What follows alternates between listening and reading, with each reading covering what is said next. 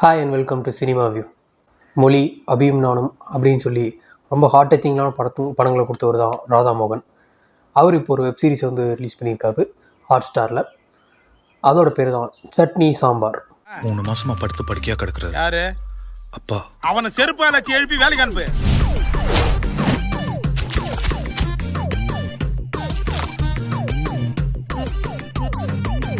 Chutney sambar title பார்த்தோன்னே எல்லோரும் இன்னும் சட்னி சாம்பார்னு பேர் வச்சுருக்கீங்க அப்படிங்கிற மாதிரி தான் நினச்சாங்க. பட் நீங்கள் வெப்சீரிஸை பார்த்தீங்கன்னா ஏன் அந்த டைட்டில் வச்சாங்க அப்படின்னு தெரியும். ராதாமோகன் அதாவது ஒரு ஃபீல் குட்டான படம், ஒரு நல்ல காமெடி அப்படின்னு சொல்லி எல்லாமே வந்து நல்லா கொடுக்கக்கூடியவர். அவர் இந்த வெப்சீரிஸில் அதை பண்ணாரா அப்படின்னு பார்ப்போம். இந்த வெப்சீரிஸோட கதை என்ன அப்படின்னு வந்து பார்த்துக்கிட்டோம்னா, ஊட்டியில் அமுதா காஃபே அப்படின்னு சொல்லிட்டு நிழல்கள் ரவி வந்து ஒரு ஹோட்டல் ரன் பண்ணிக்கிட்டு இருக்காப்புல. அங்கே வந்து உலகத்திலே கிடைக்காத சாம்பார் வந்து அங்கே தான் கிடைக்குது அப்படிங்கிற மாதிரி எல்லோரும் வந்து அதுக்கு சொல்லிட்டு போயிட்டுருக்காங்க. அது வந்து ஒரு யூடியூப் வீடியோவாக எடுத்துகிட்டு இருக்காங்க. அப்புறம் அவர் வந்து திடீர்னு அவங்க அந்த இன்டர்வியூ எடுத்துகிட்டு வீட்டுக்கு போகும்போது வழக்கம் போல் அதை நெஞ்சு பிடிச்சிட்டு படுத்துட்றாப்புல. அப்புறம் என்னென்னு கேட்டால் அவர் கேன்சரு, அவர் 3 மாதத்துல மேலே போயிடுவார் அப்படிங்கிறாங்க. அவர் கடைசி ஆசை எதாக இருந்தால் நிறைவேற்றுவீங்க அப்படின்னு சொல்கிறாங்க. அவர் கடைசி ஆசையை என்ன சொல்லுவார் அப்படின்னு எல்லோரும் எதிர்பார்த்து போனால், அவர் என்னங்கிறாரு, இந்த மாதிரி நான் அந்த ஊட்டிக்கு வர முன்னாடி சென்னையில் ஒரு 4 வருஷம் இருந்தேன். அங்கே வந்து அமுதான்னு ஒருத்தி கூட பழகிட்டு இருந்தேன். அவன் மூலமாக எனக்கு ஒரு பையன் வேறு இருக்கான். அமுதா வந்து இறந்துட்டா, அந்த பையன் மட்டும் ஒன்று இருக்கான்னு நினைக்கிறேன். அவனை தேடி கண்டுபிடிச்சி கொண்டு வந்து என் முன்னாடி காட்டினீங்கன்னா நான் நிம்மதியாக கண்ண முடியுவேன் அப்படின்னு சொல்கிறாப்புல. அதை வந்து கேட்குற ஹீரோ வந்து ஓகே சரி நாம் அந்த பையனை கண்டுபிடிச்சி கூப்பிட்டு வருவோம் அப்படின்னு சொல்லிட்டு மெட்ராஸுக்கு போகிறாரு. மெட்ராஸில் அங்கே போய் பெசன் நகரில் ஒரு தள்ளுவண்டி கடை வச்சுருக்காப்புல அந்த பையன் தான் யூவி பாபு. அவர் போய் இவங்க கூப்பிட்றாங்க. அவர் வந்து அவங்க அப்பா மேலே பயங்கர கடுப்பு இருக்கிறாப்புல. அவர் மறுபடியும் வந்தாரா, அதுக்கப்புறம் ஊட்டிக்கு போய் இவங்க அப்பா ஆசை நிறைவேற்றினாங்களா, அதுக்கப்புறம் என்னாச்சு அப்படிங்கிறதான் இந்த சட்னி சாம்பாரோட கதை. எனக்கு ரொம்ப நாள் கழிச்சு வந்து பயங்கரமாக நிறையா காமெடி வந்து நல்லா ஒர்க் ஆகி, ஒரு வெப்சீரிஸ் ஃபுல்லாக காமெடி நல்லா ஒர்க் ஆகிருந்துச்சு, செமையாக சிரிச்சுக்கிட்டே இருந்துமே அப்படிங்கிற மாதிரி எனக்கு ஒரு ஃபீலிங் இருந்துச்சு. இதில் நீங்கள் எந்த காமெடி எடுத்து பார்த்தீங்கன்னாலும் கொஞ்சம் நல்லாவே சிரிப்புறதே அப்படிங்கிற மாதிரி தான் இருந்துச்சு. வழக்கமாக பார்த்தீங்கன்னா யோகி பாபு வந்து கொஞ்சம் தேவையில்லாமல் பேசிக்கிட்டே இருப்பாப்புல லென்த்தாக, இது ஏன்டா பேசிக்கிட்டே இருக்காரு அப்படிங்கிற மாதிரி இருக்கும். பிரதீப் ரங்கநாதன் மட்டும்தான் அவர் வந்து கொஞ்சம் கரெக்டாக யூஸ் பண்ண மாதிரி ஃபீல் ஆகும். அதுக்கு அடுத்தபடியாக நம்ம தலைவர் ராதாமோகன் வந்து இதில் அவர் பேசாரு, இருந்தாலும் அதுவும் வந்து கொஞ்சம் நல்ல காமெடியாக வந்து நல்லா காமெடி பண்ணிட்டாரு அப்படிங்கிற மாதிரி அது எல்லாமே சிரிக்கும்படியாக இருந்துச்சு அப்படின்னு சொல்லலாம். இதோட பெரிய ப்ளஸ்ஸே வந்து எல்லா காமெடியும் வந்து சூப்பராக இருக்குது. அதே மாதிரி வந்து எல்லா எமோஷனுமே வந்து நமக்கு வந்து கனெக்ட் ஆகுது.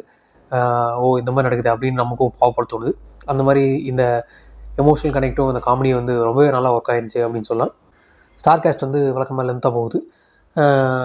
ஹீரோ வந்து யோகி பாபு தான். அப்புறம் வந்து இன்னொரு ஹீரோ வந்து இந்த கையல் சந்திரன், அதுக்கப்புறம் வந்து வாணி போஜன், அப்புறம் வந்து நிதின் சத்யா, அப்புறம் நிழல்கள் ரவி, அப்புறம் தீபா அப்படின்னு சொல்லிட்டு அப்படியே லென்த்தாக போகிறாங்க. அப்புறம் இந்த வழக்கமாக ராதாமோகன் படங்களே நடிப்பார், அவர் பேர் என்னன்னு தெரியல, அவர் ஒருத்தர் அப்படின்னு சொல்லிட்டு எல்லாருமே வந்து நல்லா பண்ணியிருக்காங்க. குறிப்பாக வந்து சார்லி அவர் வந்து பார்த்துக்கிட்டிங்கன்னா அந்த காலங்களில் வந்து காமெடி பண்ணிட்டு இருந்தார். அப்புறம் வந்து ரீசெண்ட் டேஸில் வந்து கொஞ்சம் எமோஷனலான கேரக்டர், குளிச்சித்திர நடிகமா அந்த மாதிரி ஆகிட்டார். இதில் வந்து பார்த்துக்கிட்டிங்கன்னா அவர் காமெடியாக தான் வராது. ஃபஸ்ட் வந்து ஒரு வர காமெடி எல்லாமே வந்து நல்லா ஒர்க் அவுட் ஆகுது. பட் இருந்தாலும் நமக்கு வந்து இவர் கதைக்கு சம்மந்தம் இல்லாமல் இருக்காரோ அப்படிங்கிற மாதிரி ஒரு ஃபீலிங் வந்தால் கூட அதுக்கப்புறம் கடைசியில் வந்து கனெக்ட் பண்ணியிருந்தாங்க. அது வந்து நல்லா இருந்துச்சு. அவர் வந்து செமையாக நடிச்சிருந்தார். ஒரு சீன்லாம் இருக்கும், அவர் எமோஷனலாக ஆகி அழுகிற மாதிரிலாம். ஆனால் வந்து மனுஷன் செமையாக பிடிச்சிட்டாருடா, அந்த வெப்சீரிஸே அதான் செமையான ஆக்டிங் மாதிரி எனக்கு ஃபீல் ஆச்சு. அதுக்கப்புறம் இந்த படத்தை நடித்தவங்க எல்லாமே வந்து கொடுத்து பண்ணிட்டாங்க அப்படின்னு தான் சொல்லணும். யோகி பாபா இருக்கட்டும், அப்புறம் வாணி போஜன் கொஞ்சம் நிறைய சீனு நல்லா இருந்துச்சு, அவங்க நல்லா பெர்ஃபார்ம் பண்ணியிருந்தாங்க. அப்புறம் கயல் சந்திரன் அவருக்கு எல்லாமே டீசெண்டாக இருந்துச்சு. அப்புறம் ஒரு சீனில் வந்து விழுந்து பிறண்டு அழுகிற மாதிரி இருந்துச்சு, அதுவுமே அவர் வந்து நல்லா பண்ணியிருந்தார் அப்படின்னு சொல்லலாம். அதுக்கப்புறம் வந்து நிதின் சத்யா, அவர் வர எல்லா சீனுமே வந்து காமெடி தெரிக்குது அப்படின்னு சொல்லலாம். அவர் வந்து சைலண்ட்டாக காமெடி கவுண்டர் கொடுத்துக்கிட்டே இருப்பார் எல்லா சீன்லேயும். அதெல்லாமே வந்து சூப்பராக ஒர்க் அவுட் ஆகிடுச்சு அப்படின்னு சொல்லலாம். அவர் வந்து நல்லா பண்ணியிருந்தார். அந்த கண்ணாமூலி ஊட்டி அதை வந்து நல்லா காமெடி, அதுக்கு ஒரு ஒர்க் அவுட் பண்ணியிருந்தாங்க, அது நல்லா இருந்துச்சு. அப்புறம் வந்து மைனா நந்தினி அவங்க வந்து கொடுத்து பண்ணியிருந்தாங்க. அதுக்கப்புறம் வந்து இவங்கெல்லாம் வந்து ஒரு ஆங்கிலோ இண்டியன் அப்படின்னு சொல்லிட்டு அதுக்கு இங்கிலீஷாக செமையாக வேஷமாக வச்சுருந்தாங்க. அவங்க எல்லாருமே வந்து ஒரு மாதிரி நல்லாவே அந்த ஆங்கிலோ இண்டியன் ஸ்டைலிஷாக ஒரு இங்கிலீஷ் வந்து பேசியிருந்தாங்க. அதாவது வாணி போஜன், அதுக்கப்புறம் சார்லி கேரக்டர், அவங்க எல்லாமே வந்துட்டு ஒரு மாதிரி சூப்பராக ஸ்டைலிஷாக இங்கிலீஷ் பேசுவாங்க. அந்த இங்கிலீஷில் வந்து காமெடி ஒர்க் அவுட் பண்ணியிருப்பாங்க. அதெல்லாம் செமையாக இருந்துச்சு. இந்த சமீதா விஸ்வநாதன் அவங்க வந்து ஒரு சீனுக்கு தான் வருவாங்க. அவங்க வந்த ஒரு 2-3 சீனில் வந்து ஒரு ப்ரொபோசல் சீனு, அது வந்து செமையாக இருந்துச்சு அப்படின்னு சொல்லலாம். அதுக்கப்புறம் வந்து இந்த படத்தை வந்து ஊட்டியில் செட் பண்ண ஐடியா, அது வந்து உண்மையிலேயே பாராட்டக்கூடிய விஷயம். நம்ம ஊரில் செட் பண்ணி இந்த கதையை நிறுத்தினாங்கன்னா ஏதோ நார்மலாக தான் போகுது அப்படிங்கிற மாதிரி இருக்கும். கொஞ்சம் ஊட்டியில் ஏதோ வச்சங்காட்டி கொஞ்சம் லொக்கேஷன்லாம் வந்து கொஞ்சம் அதெல்லாம் என்ஹான்ஸ் பண்ணிருச்சு அந்த வேல்யூவை அப்படிங்கிற மாதிரி தான் இருக்குது.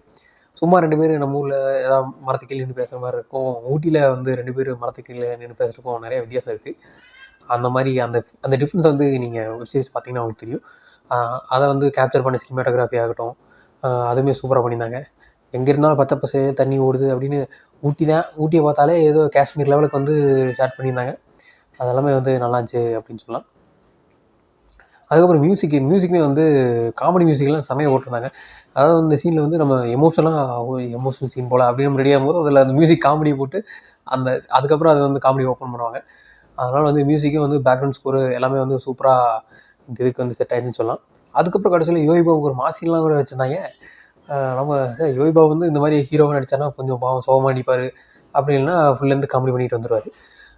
இதில் வந்து கொஞ்சம் மாசின்லாம் வச்சு கொஞ்சம் யோகி பாபு அடுத்த கடத்துக்கு மூவ் பண்ணிட்டாங்க அப்படிங்கிற மாதிரி தான் சொல்லணும். அப்புறம் வந்து இதில் ஒரு மெயின் ட்விஸ்ட் ஒன்று இருக்கும். ஆனால் வந்து ஏன் வந்து இவர் இதை யோகி பாபு வந்து விட்டுட்டு போனார் அப்படிங்கிற மாதிரி அதை வந்து கடைசி வரைக்கும் மெயின்டைன் பண்ணி கடைசியில் வந்து அந்த ட்விஸ்ட் ஓப்பன் பண்ணியிருந்தாங்க. அது வந்து உண்மையிலே நல்லாச்சு. அது வந்து நம்ம வந்து தவிர்க்க முடியாத காரணமாக இருக்கும் அப்படின்னு நம்ம வந்து எக்ஸ்பெக்ட் பண்ணியிருப்போம். அது வந்து ஒரு மாதிரி வேறு மாதிரி ஒரு காரணமாக இருந்தது. அதுவும் அந்த ட்விஸ்ட் வந்து நல்லாச்சு. அப்புறம் வந்து டைலாக்ஸு அதுவுமே எல்லாம் நல்லா எழுதியிருந்தாங்க. மறந்து போச்சு. இருந்தாலும் ஒன்று வந்து இந்த சாரி சார் வந்து கேட்பார், காசு கேளுங்க அப்படின்னு கேட்டே இருப்பார் எல்லாத்தையும் சரக்கு அடிக்கிட்டு. அப்போ வந்து ஒரு 1K கொடுத்தீங்கன்னா நான் 2Kவை திருப்பி கொடுத்துறேன் ஓகே அப்படின்னு சொல்லிட்டு அந்த மாதிரி நிறைய டைலாக்ஸ் வந்து சூப்பராக இருந்துச்சு. அது இங்கிலீஷு தமிழ் அப்படின்னு சொல்லிட்டு எல்லாத்துலேயும் மிக்ஸ் பண்ணி சூப்பராக பேசியிருந்தாங்க. அது வந்து நல்லா இருந்துச்சு. அதுக்கப்புறம் இந்த படத்துக்கு ஏன் வந்து சட்னி சாம்பார் அப்படின்னு பேர் வச்சாங்க அப்படிங்கிறதுக்கான விளக்கம் அது வந்து உண்மையிலேயே வந்து அவங்க எடுத்து சொல்லினா கூட அது வந்து செமையாக அந்த அண்டல் கனெக்டாக இருந்துச்சு. அது என்னென்னு பார்த்துக்கிட்டா இப்போ யோகி பாபு வந்து சட்னி செய்யறதுல ஸ்பெஷலிஸ்ட்டாக இருப்பார். அந்த சட்னி வந்து வேறு எங்கேயுமே கிடைக்காது. அதே மாதிரி வந்து அந்த ஊட்டியில் இருக்கிற ஹோட்டலில் வந்து சாம்பார் வந்து ஸ்பெஷலாக இருக்கும். ஸோ அந்த சட்னியும் சாம்பாரும் சேருதா சேரலையா அப்படிங்கிறதான் கதை. அதனால் வந்து அதுக்கு சட்னி சாம்பார் அப்படின்னு பேர் வச்சுருந்தாங்க. அது வந்து உண்மையிலேயே ப்ரில்லியண்ட்டான விஷயம். இந்த வெப்சீரிஸ் வந்து எனக்கு ரொம்பவே பிடிச்சிருந்தது. நீங்கள் வந்து தேவையில்லாமல் தேட்டருக்கெல்லாம் போய் காசு வேஸ்ட் பண்ணாமல் பேசாமல் இந்த வெப்சீரிஸை பார்த்துருந்தீங்கன்னா உங்கள் வீக்கெண்டாக நல்லா போகும்னு நினைக்கிறேன். அதுக்கப்புறம் வந்து இதில் மைனஸ்ன்னு சொல்கிறதுக்கு வந்து எனக்கு ஒன்றும் தெரியல. வேணாம் மேபி 1 or 2 காமெடிஸ் வந்து கிரிஞ்சாக இருக்கலாம். மற்றபடி வந்து ஒரு குட் ஃபீல், ஒரு செம காமெடியான ஒரு கலாட்டாவான வெப் சீரிஸ் அப்படின்னு தான் சொல்லணும். இந்த வெப் சீரிஸ்க்கு என்னோடய ரேட்டிங் வந்து 8 out of 10. இந்த வீடியோ பிடிச்சிருந்தா லைக் பண்ணுங்கள், ஷேர் பண்ணுங்கள், கமெண்ட் பண்ணுங்கள், சப்ஸ்கிரைப் பண்ணுங்கள். மறக்காமல் கீழே இருக்கிற பெல் பட்டனை தட்டி விட்டுடுங்க. தேங்க்ஸ் ஃபார் வாட்சிங்.